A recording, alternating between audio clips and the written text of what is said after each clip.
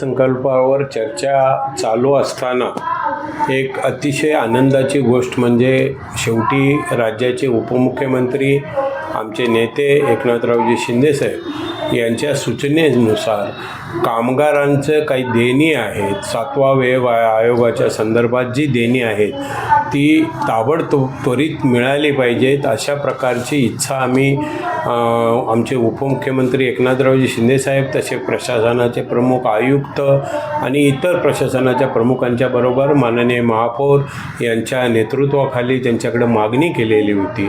कारण महापालिकेमध्ये निश्चितच प्रकारे कामगारांची देणी देण्याच्या बाबत नेहमी सकारात्मक भूमिका ही शिंदेसाहेबांची असते। त्या दृष्टिकोनातून आम्ही माननीय आयुक्तांच्याकडे मागणी केल्यानंतर शिंदेसाहेबांनी तशा सूचना केल्यानंतर प्रशासनाने अर्थसंकल्प चालू असताना 7वा आयोगाची जी देणी बाकी आहे ते देण्याच्या संदर्भाची भूमिका या ठिकाणी आज घेतले। अतिशय आनंदाची गोष्ट आहे। या ठिकाणी परिवहनचे कामगार असतील, महापालिकेचे कामगार असतील, सर्वांना या ठिकाणी देणी मिळणार आहे।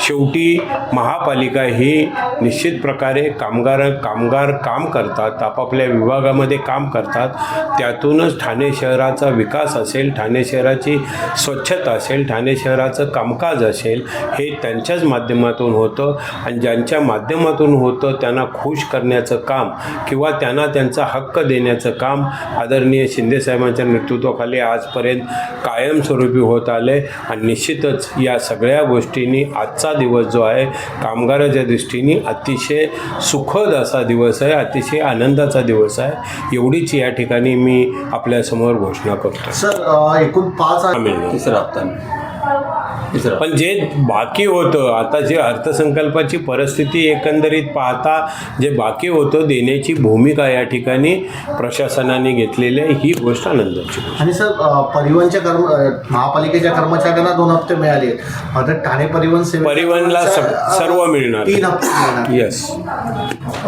ओके धन्यवाद।